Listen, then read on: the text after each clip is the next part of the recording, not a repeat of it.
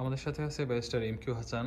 তার কাছে জানতে চাইব ই ভিসা এটার বেনিফিট সম্পর্কে। আমরা জানি যে হোম অফিস ই ভিসা অ্যাকাউন্টের প্রচলন করছে। এটা 1 জানুয়ারি 2025 থেকে। এই ই ভিসার মূলত যে বেনিফিটটা আছে সেটা প্রথম হচ্ছে যে কোনো ফিজিক্যাল ডকুমেন্ট থাকবে না। এটা মূলত একটা ই ভিসা অ্যাকাউন্ট হয়ে যাবে।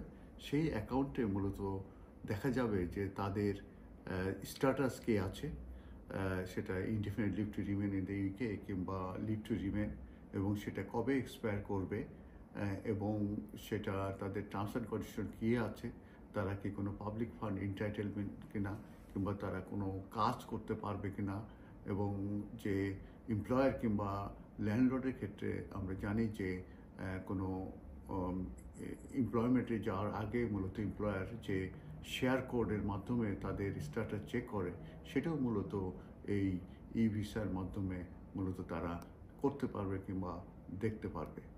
মূলত পাসপোর্ট থাকলে এটা মূলত ই ভিসার সঙ্গে লিঙ্ক থাকবে, তো পাসপোর্ট নিয়ে ট্রাভেল করা সম্ভব, এবং যখন কোনো ইমিগ্রেশনে যাবে তখন এই পাসপোর্টটা যখন ডিটেলস দেবে তখনই কিন্তু তাদের ইমিগ্রেশন স্ট্যাটাস এবং সমস্ত কিছু কিন্তু ই ভিসায় কিন্তু রিফ্লেক্ট করবে।